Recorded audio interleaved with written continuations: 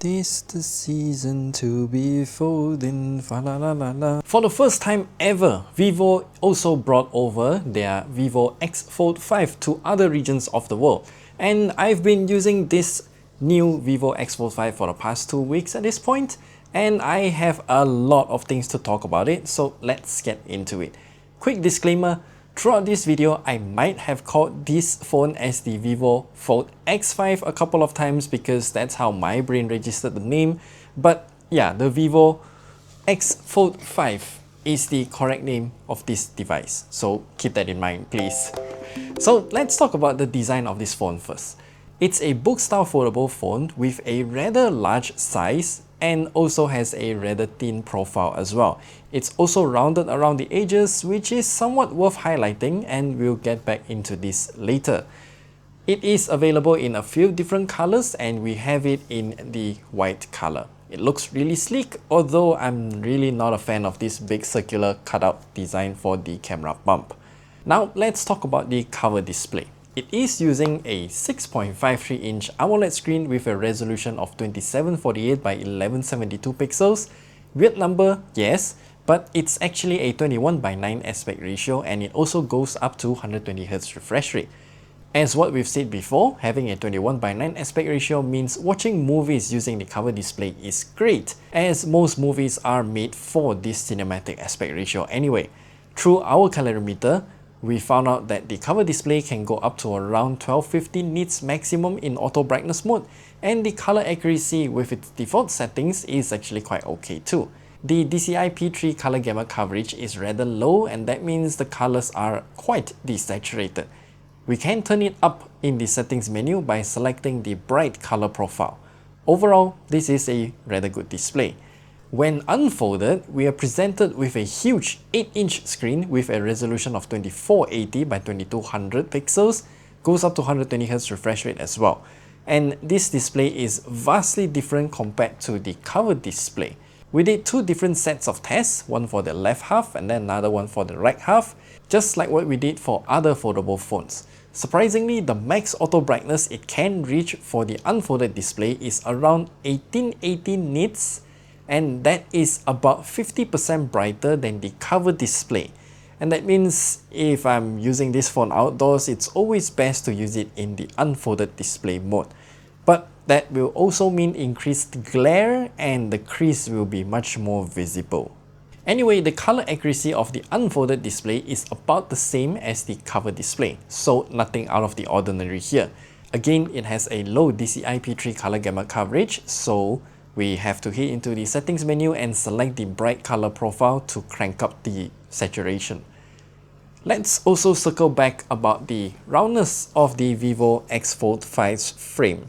Since the frame is also rounded, unfolding the phone is rather, I would say, difficult. Seriously, it's difficult to get any leverage to actually unfold the device. Sure, I can drive my fingernail in between, but yeah, look at my freshly cut nails. How am I actually gonna open it? I could also use the buttons on the phone here as some form of leverage, but I just hope that these buttons don't break. Yeah. It might seem like I'm unfolding without a hitch here, but that's because I got used to foldable devices over the years, so I think practice makes perfect. Let's also talk about the crease, because every foldable device will have a crease. The question is whether or not it's visible. For the Vivo X Fold 5 in particular, the crease is a bit deeper, and I can definitely see it curve inward. It's quite obvious. I honestly think that it's not an issue unless there's a bright light behind you that causes reflection. If there is reflection, yeah, then the crease will be way more obvious because it's highlighted by the glare and whatnot. Still, the phone in itself is still really new, so I can't tell you what's the long-term effects of the crease. Maybe it will get deeper over time, maybe it won't. What I don't understand though is Vivo's decision to use the Snapdragon 8 Gen 3 for the X Fold 5 instead of the newer 8 Elite. It just made no sense for me. Could the power consumption and efficiency issues of the 8 Elite be the reason why Vivo chose the 8 Gen 3 instead? For more context, watch our video at the top right corner there to know more. When we did our gaming test, the Vivo X Fold5 can actually hold up quite well. The chip isn't tuned that well and it did reach the thermal limit real fast. It also seems to have two thermal limits that staggers the performance at two different temperatures. Honestly, it doesn't actually matter how many thermal limits there is because it will reach the second thermal limit of around 39 degrees Celsius in like about 5 minutes tops. Genshin Impact was around 40 FPS at first, but within 5 minutes it dropped to around 30 FPS and maintained that frame rate throughout the half-hour gameplay that we have recorded. Zenless Zone 0 fluctuated a lot and was below 30 FPS for most of the time. Wuthering Waves, which plays alright, was also below 30 FPS most of the time. I mean, it's better than the 7-core version Snapdragon 8 Elite in the Oppo Find N5, but also worse than the Galaxy Z Fold 7.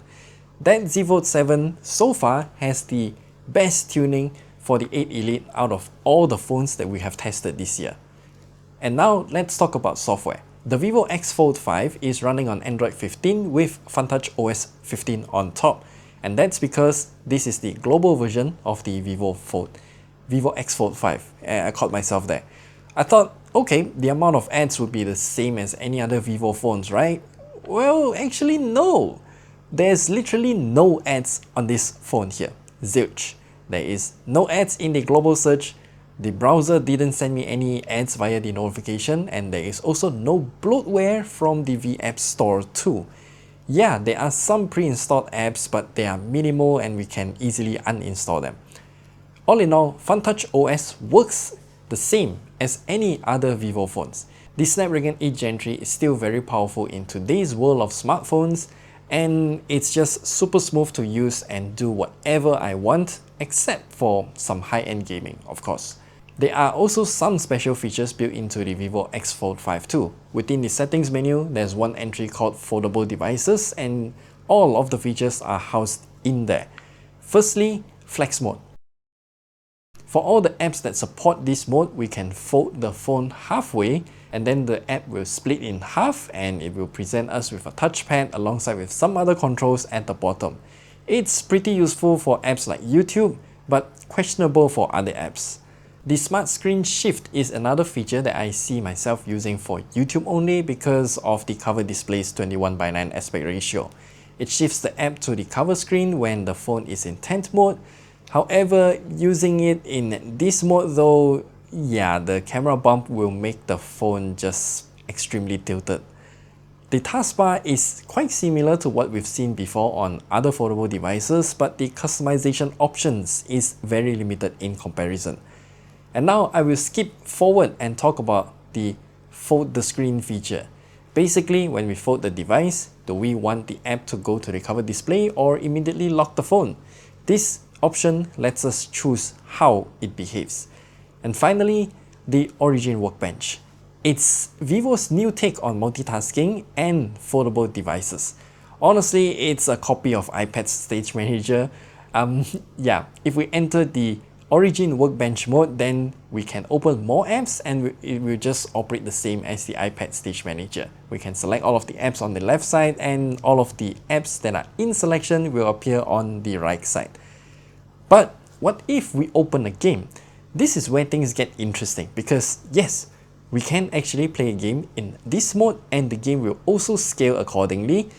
And if we open Chrome for example, then the Origin Workbench will reposition itself and the game will scale down but still running side by side along with whatever app that we're actually using. This new feature is amazing and Vivo did a really good job for the software right here. Oh, there's also another button at the corner here. We can actually reprogram this button to do quite a few things in the settings menu, which is actually quite useful, but the placement of the button is, I would personally say, quite inconvenient actually. With all of these features, how's the battery life then? The Vivo X Fold 5 comes packed with a 6000 mAh battery. Yes, a big number, but how does it perform in our standardized battery life tests? Actually very good too. We did two tests, one unfolded and one folded. The unfolded test will last for nearly 16 hours and when it is folded, it will last for around 20 hours. These are really good numbers. The charging speed is actually great too. We have an 80-watt charger in the box. With its default settings, we can charge the phone from 15% to completion in around 42 minutes, which is quite fast. Then when we head into the settings menu and enable this option to get the highest charging speed possible, it will take around 35 minutes. Not that much faster, but it is still faster. It's just that the temperature will go way too high and maintain around 42.5 degrees Celsius for some time. When we use our own USB PD PPS charger though, the Vivo X Fold5 can charge from around 15% to completion in around 42 minutes. From the data we've gathered, the phone will only take in 40 watts at first and then maintain around 33 minutes for a long time before slowing down and completing the charging cycle. And this is good because we don't have to use Vivo's own proprietary charger and cable to charge this phone quickly. So that's good. And now the cameras. The Vivo X Fold5 comes with a triple 50 megapixel camera setup at the back, and all of them have autofocusing lenses too. But are the cameras any good? I didn't take much pictures with the phone, but from what I can see here, well, here are my honest opinion.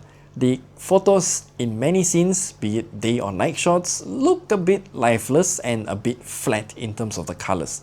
The clarity is good, and the color consistency between all the three cameras are also good. I also tried the super moon mode since the night sky was clear and the half moon was beautiful. I'm not sure what happened here as the moon has this jagged look. Kinda weird as this doesn't happen on other phones or with my eyes actually, because I can see that the moon is just a clean split in half, not this jaggy edge, so I'm not sure what happened with the algorithms there. As a quick mention, this phone can also take 4K 60fps videos and switch between all three cameras while filming. But this video is only taken with the main camera. The stabilization is not that good as it jitters a lot, but overall, the quality of the video and the colors are actually fine. And a few more things to mention here. The Vivo X Fold5 comes with a USB 3.0 port at the bottom, and it also has display mirroring via that USB-C port too. If you fold or unfold while it is in screen mirroring mode, then the display just changes accordingly. So I think that's a very nice feature to have. It also has a dual SIM card slot, and the design here is a bit unusual, but it's the same dual SIM setup as many other devices. So should you buy this foldable phone? The Vivo X Fold5 is a weird phone. While I do believe that Vivo has a lot of unique features with the software, I feel like they don't actually have enough features here. It's pretty bare bones for a foldable device. The hardware is alright, but I'm still unsure why Vivo chose the 8 Gen 3 instead of the 8 Elite or even the Dimensity 9400 for this phone. Either one of those chipsets will be still better than the 8 Gen 3. But what I'm concerned about is the price of this phone. At 6,999 ringgit Malaysia, it's a big yikes of a price. The Vivo X Fold5 comes with 512 gig storage, yes, but the storage is the least of my concern in this case. So let me know, what do you think about the Vivo X Fold5? Will you get it or will you not? What do you think about this phone? And yeah, let me know all of your comments and thoughts down in the comment section below. Remember to like and subscribe, and we'll see you guys in the next video. Goodbye.